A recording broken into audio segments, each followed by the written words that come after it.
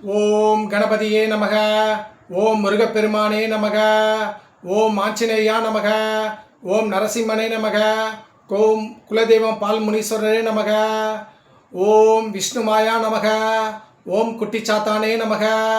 ஓம் அகோர காளியே நமக. ஓம் பத்ரகாளியே நமக. ஓம் மகாகாளியே நமக. ஓம் நம சிவாய. ஓம் கால பைரவரே நமக. काली माता की जय, काली माता की जय, काली माता की जय. जय जय श्री राम, जय जय श्री राम, जय जय श्री राम. ஓம் குருவே சரணம், ஓம் குருவே துணை. ஓம் சிவபெருமான் சித்தரே நமக. ஓம் குதம்பை சித்தரே நமக. ஓம் நந்திச சித்தரே நமக. ஓம் அகோரிகள் சித்தரே நமக. காளி மாதாவே அம்மா எல்லாரையும் நல்லபடியாக வச்சிரு தாயே. வணக்கங்க. நான் சென்னை சேத்துப்பட்டிலேருந்து ஸ்ரீ அகோரி நாமசெல்வம் பாபா குருஜி சாமியார் பேசுகிறேங்க. என்னோட மொபைல் நம்பர் 9940010430 9841303621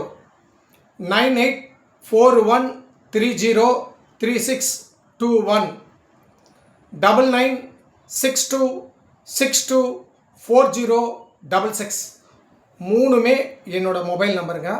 நீங்கள் என்ன ஃபோன் மூலிமாவும் சரி அழைக்கலாம், நேரில் வந்தோம் நீங்கள் பார்க்கலாங்க. சரி, இந்த வீடியோ பார்க்குற அனைவரும் எனக்கு ஆதரவு கொடுங்க. சப்ஸ்கிரைப் பண்ணுங்கள், பெல் பட்டன் அழுத்துங்க, ஷேர் பண்ணுங்கள் எல்லாருக்கும் இந்த வீடியோவை. நல்ல நல்ல தகவலாம் நான் உங்களுக்கு ஆன்மீக அன்பர்களுக்கு, ஆன்மீக பக்தர்களுக்கு, ஆன்மீக சொந்தங்களுக்கு நான் நல்ல நல்ல வீடியோ, நல்ல கருத்தெல்லாம் நான் உங்களுக்கு சொல்கிறேன். இந்த சாமியார் சொல்கிறத நீங்கள் கேளுங்க. இப்போது சின்ன ஒரு பொது விஷயந்தான்.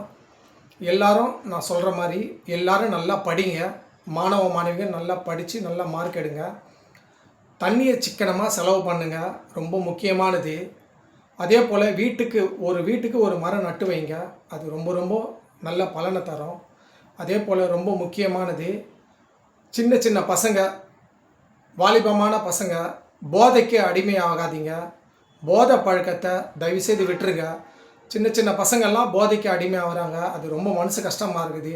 சின்ன வயசுலேயே இந்த போதைக்கு தயவுசெய்து அடிமையாகாதீங்க. எந்த கவர்மெண்ட்டு வந்தாலும் போதை பொருளுக்கு நல்ல ஒரு சட்டத்தை கொண்டு வந்து நல்லா செய்கிறாங்க. ஆனால் அரசாங்கத்துக்கும் நம்ம ஒத்துழைப்பு கொடுக்கணும். அதனால் நம்மளா திருந்தினா ரொம்ப நல்லது. திருடனாய் பார்த்து திருந்தாவிட்டால் திருட்டை ஒழிக்க முடியாதுன்னு பாட்டே பாடிட்டாங்க. அதுபோல் நம்மளை நாமே திருத்திங்கன்னா ரொம்ப நல்லது. நம்ம அரசாங்கத்தை குறை சொல்லக்கூடாது. சரி, இப்போ அதே போல் இன்னொரு பொது விஷயமாக நான் சொல்கிறேன். தயவுசெய்து எல்லோரும் பிளாஸ்டிக்கை உபயோகப்படுத்தாதீங்க. Plastic cover, carry bag, glass, அந்த மாதிரி பிளாஸ்டிக் சம்மந்தப்பட்டதை போதுமான அளவுக்கு தவிர்த்துருங்க. பிளாஸ்டிக்கை நீங்கள் தவிர்த்திங்கன்னா ரொம்ப நல்லது. ஏன்னா அது சுற்றுச்சூழலை ரொம்ப பாதிக்குது. அதனால் பிளாஸ்டிக்கை யாருமே யூஸ் பண்ணாமல் இருந்தீங்கன்னா ரொம்ப நல்லாயிருக்கும். நம்ம நாடு நல்லாயிருக்கும், நம்ம சுகாதாரமாக நல்லாயிருக்கும், நம்ம நாடு நல்லது நடக்கும். பிளாஸ்டிக்கால் தான் நிறைய பிரச்சனை வருது. அது சீக்கிரமாக ஒழிக்கணுன்றது என்னோடய குறிக்கோள். அதனால் நான் வர கவர்மெண்ட்டு நல்லபடியாக இதை செய்யுன்ற எனக்கு நம்பிக்கை இருக்குது. வந்திருக்கிற கவர்மெண்ட்டும் இனிமேல் வரக்கூடிய கவர்மெண்ட்டும் கண்டிப்பாக இந்த பிளாஸ்டிக் பிரச்சனையை கொஞ்சம் எடுத்து, சட்டத்தை கொஞ்சம் கையில் எடுத்து நல்லபடியாக அந்த பிளாஸ்டிக்கை முற்றிலுமாக ஒழிக்கணும். அதுதான் என்னுடைய கருத்து. சரி, இப்போ ஆன்மீக தகவலுக்கு நம்ம வருவோம். இப்போ பொது தகவலை ஒரு சின்ன ஒரு குட்டியூண்டு தான் நான் சொன்னேன். இப்போ ஆன்மீக தகவலை நான் சொல்கிறேன். இப்போ எல்லோரும் என்கிட்ட நிறைய பேர் கேட்குறாங்க, சாமி நீங்கள் காளியை வணங்குறீங்களே, காளி மாதாவை நீங்கள் வணங்குறீங்க, காளி தேவியை வணங்குறீங்க, நீங்கள் யாரை வணங்குறீங்கன்னு அப்படின்னு நான் எல்லோரும் கேட்கும் போது, நீங்கள் காளி தேவியை வணங்குறீங்கன்னு சொல்கிறீங்களே, காளியை வணங்கலாமா? எல்லா படத்தையும் வச்சு நாங்கள் வீட்டில் வச்சு வணங்குகிறோம். அங்காள பரமேஸ்வரி, துர்கை அம்மனி, பிரித்திங்கரா தேவி, கருமாரி, முத்துமாரி எல்லாரும் வணங்குறோமே, காளி படத்தை வச்சு நம்ம வீட்டில் வணங்கலாமா? ஏன் வணங்கக்கூடாது? நீங்கள் காளி வச்சு வணங்குறீங்களே, அப்போ நாங்களாம் வச்சு வணங்கக்கூடாதா? ஏன் காளி வச்சு வணங்கினா என்ன பிரச்சனை வரும் அப்படின்னு சொல்லி நிறைய பேர் என்னை கேட்டிருக்காங்க. ஐயோ, காளி தேவி வச்சு வணங்கக்கூடாது, அது வந்து ரொம்ப உக்கிரமான தெய்வம், அதை வச்சு வணங்கக்கூடாது, வணங்கினா நிறைய கஷ்டம் வரும் அப்படின்னு எல்லாரும் சொல்கிறாங்களே சாமி. இப்போ நீங்கள் காளியை வச்சு வணங்குறீங்களே, உங்களுக்கு எல்லாம் நல்லது தானே நடக்குது, அப்போ நாங்கள் ஏன் காளியை வச்சு வணங்கக்கூடாது அப்படின்னு நிறைய பேர் கேட்டிருக்காங்க. அதுக்கு தான் இந்த வீடியோ, அதுக்கு தான் இந்த பதில், அதுக்கு தான் இந்த உரை. அதாவது காளி தேவியை வச்சு வணங்கக்கூடாதுன்னு சில பேர் சொல்கிறாங்க, நீங்கள் சொல்கிறீங்க. ஏன் காளி தேவியை வச்சு வணங்கக்கூடாது? முதல்ல அதை சொல்லுங்கள். ஏன் காளி தேவி படத்தை வச்சு நம்ம வணங்கக்கூடாது? அதுவும் தெய்வம் தானே, உக்கிரமான தெய்வம் நம்ம சொல்கிறோம். பார்க்குறதுக்கு தாங்க அது உக்கிரமான தெய்வம். அது வந்து அசுரனை அழிக்க வந்த ஒரு அவதாரம், அது வதம் பண்ண ஒரு ஒரு உருவத்தில் வந்த ஒரு அவதாரம் காளி மாதா, சிவனுடைய மனைவி பார்வதி. காளி என்றது சிவனுடைய மனைவி பார்வதி தான் காளி, அவங்க தான் அவதாரம் எடுத்து வந்தாங்க. ஆனால் அது உக்கிரமான அவதாரன்றதுனால நம்ம எல்லாரும் பயப்படுறோம். ஏன்னா அந்த அசுரனை வெட்டி தலையை எடுத்துட்டு ரத்த வெள்ளத்தோடு இருக்கிறாங்கன்றதுனால ஒரு அச்சம், புரியுதுங்களா? அந்த அச்சம்தான் அந்த படத்தில் இருக்கிற அந்த அந்த உருவத்தை பார்த்தோம், நம்ம சிலையாக இருக்கிற அந்த உருவத்தை பார்த்தோம், அந்த ஒரு பயம்தான், வேறு ஒன்றுமே கிடையாது. புரியுதுங்களா? காளி தேவியை எல்லாரும் வணங்கலாம். ஏன் காளி தேவியை வணங்கக்கூடாது? உக்கிரமான தெய்வன்றதுனால வணங்கக்கூடாதுன்னு நீங்கள் சொல்கிறீங்களா? அப்படிலாம் ஒன்றுமே கிடையாது. காளி தேவியை கண்டிப்பாக நீங்கள் வணங்கலாம். அது பார்க்கறதுக்கு தான் உக்கிரமான தெய்வமாக நம்மளுக்கு காட்சி கொடுத்தாங்களே கண்டிப்பாக காளி தேவி உண்மையாலுமே ஒரு குழந்தை வடிவம் தான், சாந்தமான ஒரு தெய்வம் தான் அது. புரியுதுங்களா? நீங்கள் அதை வச்சு நீங்கள் வந்து இந்த உக்கிரமான ஒரு விஷயத்தை வச்சு நீங்கள் காளி தேவியை வழி பண்ணக்கூடாதுன்னு சொல்லி தயவுசெய்து நினைக்காதீங்க. அது பொய்யான தகவல். இதுக்கு தான் இந்த வீடியோ போடுறேன். நிறைய பேர் காளியை வச்சு வணங்கக்கூடாது அப்படின்லாம் நிறைய பேர் வீடியோவில் நான் யூடியூப்லலாம் பார்க்குறேன், நிறைய பேர் சொல்கிறாங்க. ஆனால் எனக்கு அது மாதிரிலாம் நம்பிக்கையே இல்லை. காளி தேவியை, காளி அம்மனை எல்லாருமே, பத்ரகாளி அம்மனை, அகோர காளி அம்மனை எல்லாரும் வணங்கலாம். அதில் எந்த வித மாற்று கருத்தும் கிடையாது. காளியை வணங்கினா மிகப்பெரிய மாற்றம் உங்களுக்கு கிடைக்கும். அந்த அந்த காளியம்மா வணங்கலாம், சர்வ தெய்வங்களும் நம்மளுக்கு வந்து கட்டுப்படும். புரியுதுங்களா? மதுரை வீரன், முனீஸ்வரன், வீரபத்ரர், அந்த மாதிரி வந்து குலதெய்வ வணங்குறோம் பார்த்தீங்களா? குலதெய்வ வழிபாட்டில் இருக்கிறவங்க கூட சரி, எல்லா அந்த குலதெய்வ வழிபாட்டில் இருக்க அனைத்துமே நம்மளுக்கு கட்டுப்பட்டு இருக்கும். காளி தேவியை வணங்கணும், அவ்வளோ பவர்ஃபுல் காளி தேவி. காளி தேவியை வணங்கினவங்க நிறைய பேர் நல்லா இருக்காங்க, யாரும் ஒன்றும் கெட்டுலாம் போல, யாரும் அழிஞ்சும் போல. புரியுதுங்களா? அந்த காளி மாதா எல்லாருக்கும் பல நன்மைகளை செஞ்சுருக்காங்க.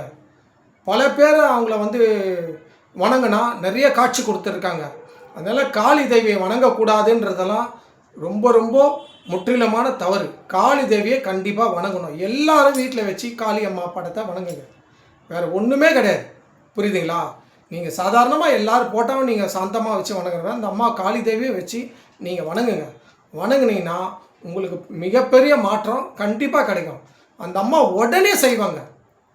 காளி தேவியை நீங்கள் வணங்கி காளி தேவியை மந்திரங்களை நீங்கள் சொன்னீங்கன்னா நிச்சயமாக சொல்கிறேன், அந்த அம்மா சீக்கிரமாக உங்களுக்கு வந்து சித்தி ஆவாங்க. சீக்கிரமாக நீங்கள் கூப்பிட்ட குரலுக்கு அந்த அம்மா உடனே வருவாங்க. காளி தேவியோட அருள் அதான், காளி தேவியோட சக்தி அதுதான். மா தாயே வாமான்னு கூப்பிட்டீங்கன்னா கண்டிப்பாக அந்த அம்மா உடனே காட்சி கொடுத்து உங்கள்கிட்ட வருவாங்க. உங்களோட பிரச்சனை எந்த பிரச்சனை இருந்தாலும் அந்த அம்மா தீர்த்து வைப்பாங்க. ரொம்ப சக்தி உள்ள தெய்வம். அதனால தான் கடவுள் நான் வந்து அந்த காளி தேவியோட வழிபாட்டில் நான் இருக்கிறேன். புரியுதுங்களா? கடவுள் அது எனக்கு கடவுளாக கொடுத்தது. அது காளி தேவி வழிபாடு அந்த அம்மாவே எனக்கு தேர்ந்தெடுத்து கொடுத்தாங்க, நீ இதை வணங்கு அப்படின்னு சொல்லிட்டு. அதனால் காளி தேவியை நீங்கள் வணங்குங்க, அவங்கள போட்டுருங்க, அவங்கள தினமும் பூஜை பண்ணுங்கள். காளி தேவியை வணங்கினா நிச்சயமாக மிகப்பெரிய மாற்றம் உங்களுக்கு கிடைக்கும். அதே போல் காளி தேவியை நீங்கள் வணங்கினீங்கன்னா நல்ல ஒரு காட்சி அந்த அம்மா கொடுப்பாங்க. அது மூலிமா நீங்கள் நிறைய விஷயத்த நீங்கள் வந்து வாழ்க்கையில் சக்ஸஸ் பண்ணலாம், நிறைய ஜெயிக்கலாம். அந்த அம்மா நீங்கள் வணங்கிட்டு போனீங்கன்னா எந்த இடத்துல போனாலும் உங்களுக்கு வந்து வெற்றி மேல் வெற்றி கிடைக்கும். ரொம்ப பவர்ஃபுல் தெய்வம். அந்த அம்மாவை நீங்கள் வணங்குங்க. நீங்கள் உக்கிரமாக அந்த அம்மாவை பார்க்காதீங்க. குழந்தை வடிவத்தோடு பாருங்கள். அம்மா வாமான்னு கூப்பிடுங்க. கண்டிப்பாக அந்த அம்மா உங்கள் கண் முன்னாடி காட்சி கொடுப்பாங்க. புரியுதுங்களா? அதனால் காளி தேவியை அந்த உக்கிரமான படத்தை வச்சு வீட்டில் வச்சா பயப்படுவாங்க. வீட்டில் வச்சு வணங்கக்கூடாது. அதை காளி ரொம்ப உக்கிரமான நம்ம அது ஆக்ரோஷமாக இருக்கும். அதெல்லாம் எதுவுமே கிடையாது. அந்த அம்மா அந்த நேரத்தில் அசுரனை அழிக்க வந்ததுனால அந்த உருவத்தில் வந்தாங்க. அதுக்கப்புறம் அந்த அம்மா சாந்தமாக ஆயிட்டாங்க. புரியுதுங்களா? அதனால் அந்த உக்கிரத்தில் வடிவத்தில் வந்தாலும் அந்த காட்சி அந்த மாதிரி இருந்தாலும் அது குழந்தை வடிவம் தான். ஆகையால் அதுக்காக தான் இந்த வீடியோ நான் போடுறேன். நிறைய பேர் கேட்டிருந்தாங்க. அதுக்காக தான் இந்த வீடியோ நான் கண்டிப்பாக போடுறேன். நிச்சயமாக சொல்கிறேன், இந்த சாமியார் சொல்கிறத கேளுங்க, இந்த குருஜி சொல்கிறத கேளுங்க. கண்டிப்பாக எல்லாரும் வீட்டில் காளி தேவியை வச்சு வழிபாடு பண்ணுங்கள். அதுக்கு நீங்கள் பெருசாக நீங்கள் வேறு எதுவுமே நீங்கள் பண்ண வேணாம். நீங்கள் எப்பவுமே வீட்டில் வச்சு பூஜை பண்ணுற மாதிரி, வீட்டில் கற்பூரம் காட்டுற மாதிரி எல்லாமே பண்ணுற மாதிரி அந்த அம்மா சாதாரணமாக நீங்கள் கூப்பிட்டாலே போதும். அந்த அம்மா உங்கள் வீட்டுக்குள்ளே எப்பவுமே இருப்பாங்க. உங்களுக்கு அந்த அம்மா உங்களுக்கு துணையாக இருப்பாங்க. புரியுதுங்களா? அதனால் காளி தேவியை என்னை பொறுத்தவரையிலும் சொல்கிறேன், நிச்சயமாக சொல்கிறேன், சத்தியமாக சொல்கிறேன், காளி தேவியை எல்லாரும் வீட்டில் வழிபாடு பண்ணுங்க. உங்களுக்கு நல்ல மாற்றம் கிடைக்கும். ஏன்னா என்னை பாருங்கள், எனக்கு நிறைய மாற்றம் கிடைச்சதே காளி தேவியோட அருளால் தான். ஆகையால் எல்லாருக்கும் மாற்றம் வரணும்னா நீங்கள் எல்லாருமே காளி தேவியை வச்சு வழிபாடு பண்ணுங்கள். புரியுதுங்களா? இதுக்காக தான் இந்த வீடியோ போட்டிருக்கேன்.